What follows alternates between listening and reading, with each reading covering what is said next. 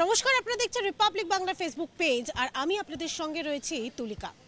এই মুহূর্তে যে খবর একেবারে শিরোনামে, গত শুক্রবারে আপনারা দেখেছেন যে যেভাবে সন্দেশখালীর সরবেরিয়াতে যখন ইডির যারা তদন্তকারী অফিসাররা রয়েছেন তারা যখন শেখ শাহজাহানের বাড়িতে তল্লাশি অভিযানের জন্য যান, সে সময় কিন্তু তাদের উপরে কার্যত হামলা করা হয় এবং সেখানে শুধুমাত্র ইডির তদন্তকারী অফিসাররা নন, তার সঙ্গে ছিলেন কেন্দ্রীয় যারা জওয়ানরা রয়েছেন, সেই কেন্দ্রীয় জওয়ানরাও ছিলেন। সুতরাং সেই ঘটনা থেকে শিক্ষা নিয়েই আমরা গতকালই দেখেছি যে গতকাল মধ্যরাতে যেরকম একদিকে ইডির যিনি ডিরেক্টর রয়েছেন রাহুল নবীন, তিনি এসে উপস্থিত হয়েছেন এবং আজকে থেকে দফায় দফায় সেই বৈঠক, অর্থাৎ একদিকে যেরকম সন্দেশখালীর যে ঘটনা, সেই ঘটনা থেকে শিক্ষা নিয়ে যেরকম একদিকে কি ঘটনা ঘটেছিল সেদিনকে, অর্থাৎ সেই দিনকে যেরকমভাবে 3 জন ইডির তদন্তকারী অফিসাররা আক্রান্ত হয়েছিলেন, তাদেরকে সল্টলেকের একটি বেসরকারি হাসপাতালে তাদেরকে ভর্তি করা হয়েছিল এবং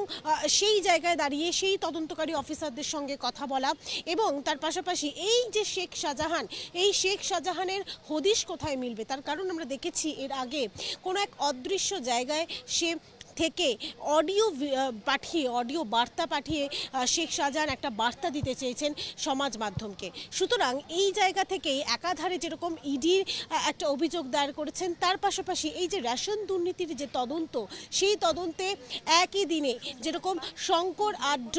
এবং তার পাশাপাশি শেখ শাহজাহান, এই দুজনের বাড়িতেই যেরকম একদিকে তল্লাশি অভিযান চালানোর জন্য যাওয়া হয়েছিল, কিন্তু সে জায়গায় দাঁড়িয়ে শেখ শাহজাহানের বাড়িতে কোনো রকমভাবেই তল্লাশি অভিযান করার আগেই তাদের যেভাবে বাধা পেতে হয়েছে, সেক্ষেত্রে কিন্তু অনেকটাই করা হয়েছেন ইডির তদন্তকারী অফিসাররা। সুতরাং একাধারে যেরকম সিজিও কমপ্লেক্সে প্রতিদিন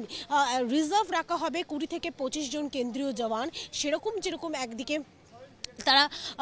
রিজার্ভ রাখা হচ্ছে ইডির পক্ষ থেকে। তার পাশাপাশি যেহেতু গতকালই রাতে ডিরেক্টর এসছেন রাহুল নবীন, তিনি এই মুহূর্তে কিছুক্ষণ আগেই ইডির যে দপ্তর রয়েছে সিজিও কমপ্লেক্সে, সেখানে তিনি এসেছেন এবং জোন 1 এবং জোন 2, অর্থাৎ যেখানে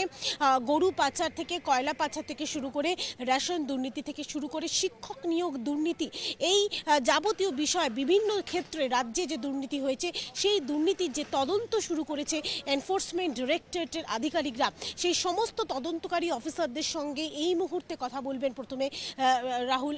নবীন তিনি কথা বলবেন এবং পরবর্তীকালে, অর্থাৎ এর পরবর্তীকালের পদক্ষেপ কি হতে চলেছে, তার কারণ যেভাবে এর আগেও কখনোই এরকমভাবে কোনো তল্লাশি অভিযান চালাতে গিয়ে যারা ইডির আধিকারিকরা রয়েছেন তাদেরকে হামলার মুখে পড়তে হয়নি, সেক্ষেত্রে এর পরবর্তী স্ট্র্যাটেজি কি হতে চলেছে, কিভাবে তারা রণকৌশল তৈরি করবেন, কিভাবে এই শেখ শাহজাহানের হদিশ পেতে পারেন, সেটা কিন্তু একাধারে খতিয়ে দেখা হচ্ছে। এর পাশাপাশি যেহেতু এই রেশন দুর্নীতি কাণ্ডে আমরা দেখেছি যে মন্ত্রী, প্রাক্তন যিনি খাদ্যমন্ত্রী ছিলেন জ্যোতিপ্রিয় মল্লিককে গ্রেপ্তার করা হয়, এর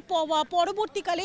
একাধারে যেরকম শঙ্কর আড্ডর নাম উঠে আসে, শেখ শাহজাহানের নাম উঠে আসে, আর সে কারণেই গত শুক্রবার দিনকে তারা তল্লাশি অভিযানে বেরিয়েছিলেন। সুতরাং এই মুহূর্তে এখনো পর্যন্ত ইডির দপ্তরে একাধারে যেরকম বৈঠক চলছে রাহুল নবীনের সঙ্গে, যে তদন্তকারী অফিসাররা রয়েছেন ইডির, যারা রেশন দুর্নীতি থেকে শুরু করে কয়লা দুর্নীতি থেকে শুরু করে যে সমস্ত দুর্নীতি রয়েছে, সেই দুর্নীতি যেরকম একদিকে তদন্তকারী অফিসারদের সঙ্গে ডিরেক্টরদের বৈঠক, তার পাশাপাশি এই যে শঙ্কর আড্ড, তিনি যেহেতু এই মুহূর্তে এখনো পর্যন্ত এই রেশন দুর্নীতিতে গ্রেফতার হওয়া শঙ্কর আড্ড, তিনি এই মুহূর্তে রয়েছেন সিজিও কমপ্লেক্সে ইডির দপ্তরে। সুতরাং এই পুরো বিষয়টি নিয়েই, গোটা ঘটনা নিয়েই কিন্তু আজকে দফায় দফায় বৈঠক হবে। এর পরবর্তীকালে ঠিক হবে কবে কিভাবে সন্দেশখালী যাওয়া হবে, নাকি অন্য কোনো পন্থায় এই শেখ শাহজাহানের খোঁজ করবে ইডির তদন্তকারী অফিসাররা। এবং এই সংক্রান্ত, অর্থাৎ এই রেশন দুর্নীতি সংক্রান্ত সহ যে সমস্ত দুর্নীতি এই মুহূর্তে রাজ্যে চলছে, যে সমস্ত দুর্নীতির তদন্ত ইতিমধ্যে ইডির তদন্তকারী অফিসাররা নেমেছেন, এই সংক্রান্ত খবর অতি অবশ্যই আমরা আপনাদের দিতে থাকবো। আর তার জন্য অবশ্যই আপনাদের নজর রাখতে হবে রিপাবলিক বাংলার ফেসবুক পেজে। নানা ধরনের কন্টেন্ট দেখার জন্য লাইক করুন, শেয়ার করুন আমাদের ফেসবুক পেজ, সাবস্ক্রাইব করুন আমাদের ইউটিউব চ্যানেল। পাশাপাশি অন্যান্য ব্রেকিং নিউজের জন্য অবশ্যই চোখ রাখুন রিপাবলিক বাংলায়।